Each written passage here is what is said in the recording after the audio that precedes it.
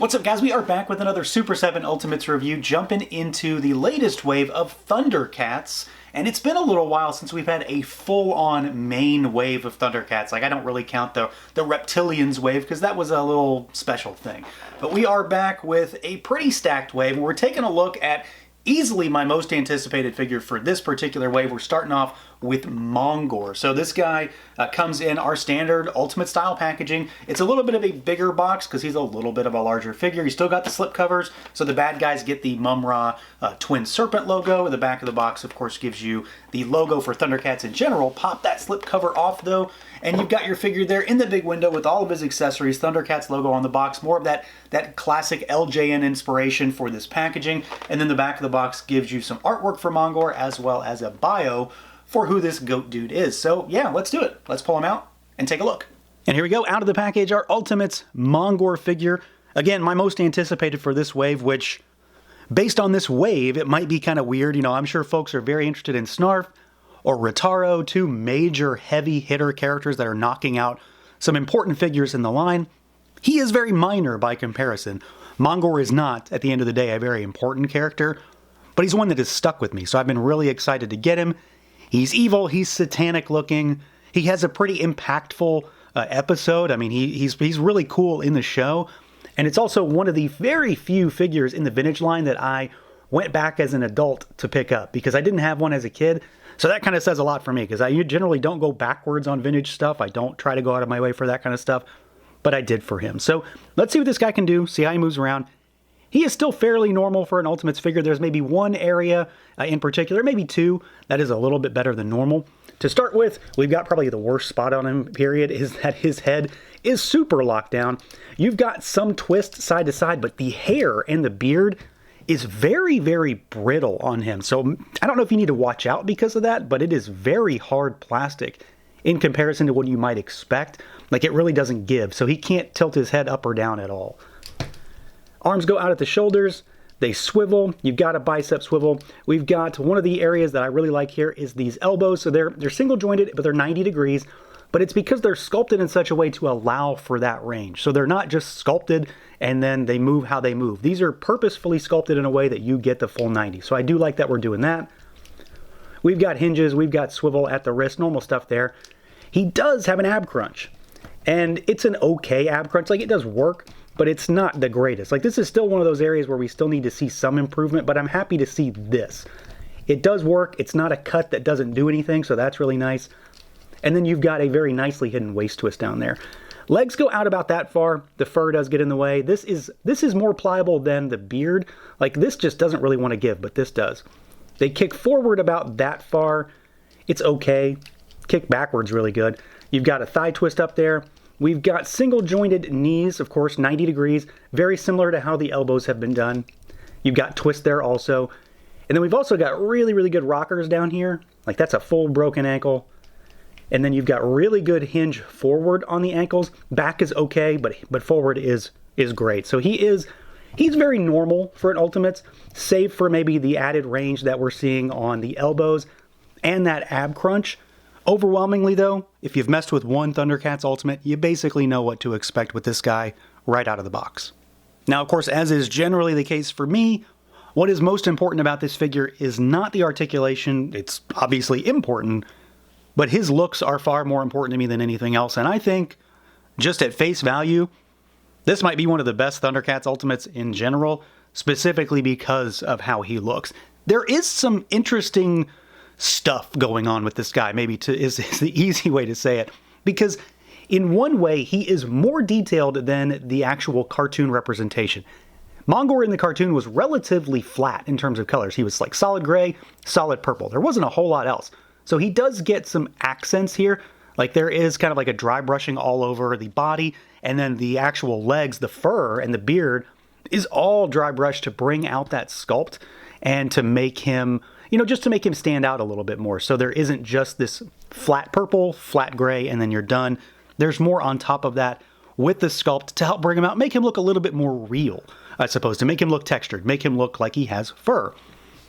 But by comparison, the face might be one of the most overtly cartoony looking things that I have seen in this line. And I don't know if that's really what the intent is here, but it absolutely works for me.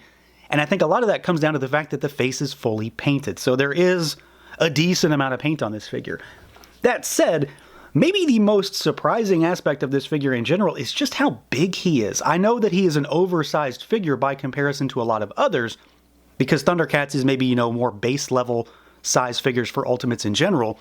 He's pretty big.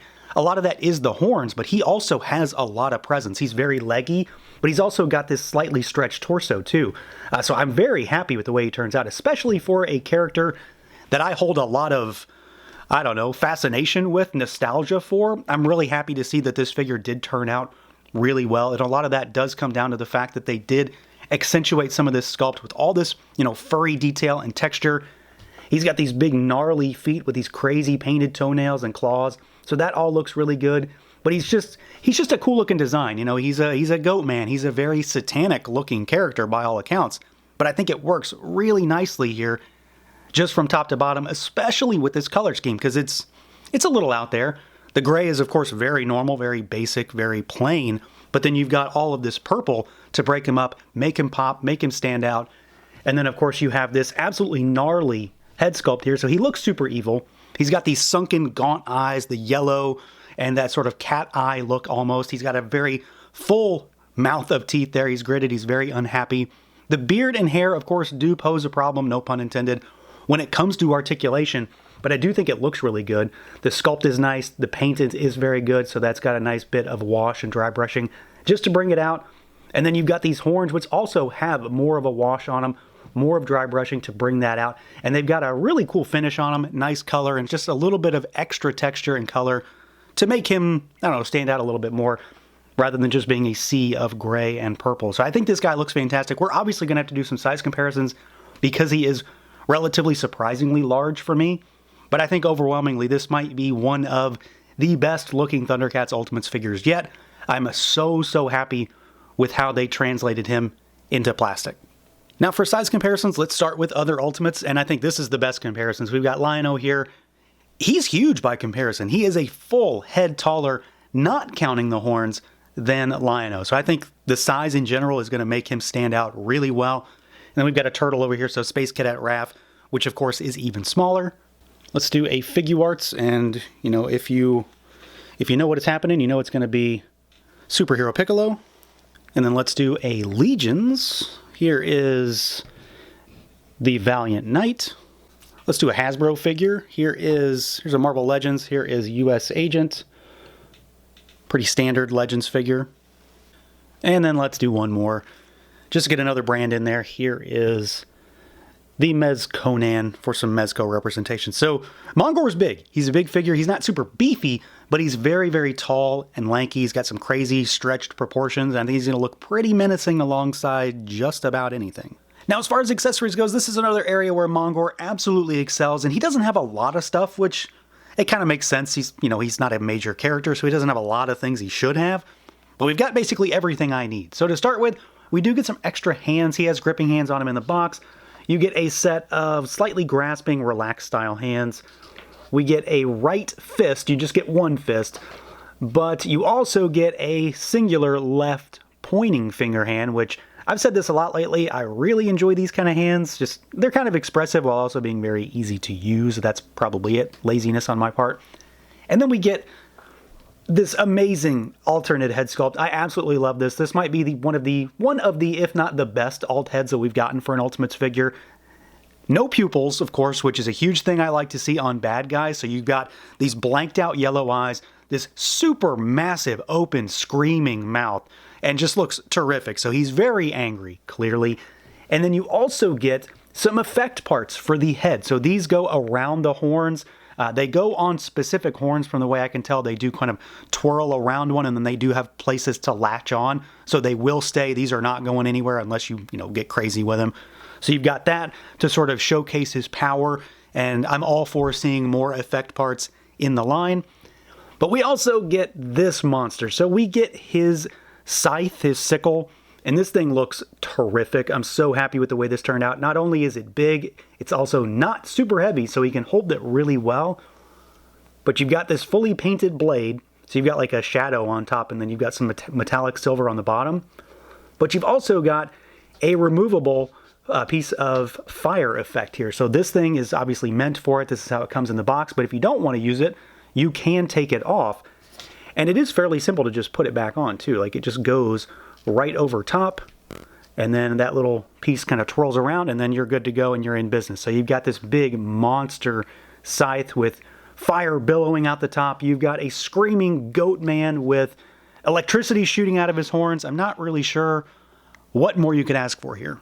So yeah, overall, I mean, I've already said it. I think this guy might be one of the best ThunderCats Ultimates yet. And that says a lot, I think, coming from me in particular, because this line is so important to me. But this character has really stuck with me for reasons I probably can't explain all that well. It was cool as a kid, it's cool now. He's a demonic goat man. I don't know that there's much more to explain here. He looks fantastic, he moves pretty well. He moves better than average for Ultimates, which I'm always happy to see. It's all about the visuals, though. I think they absolutely nailed it from top to bottom. He looks fantastic. And then on top of that, the accessories for him are so well done. I'm so happy to see more effect parts.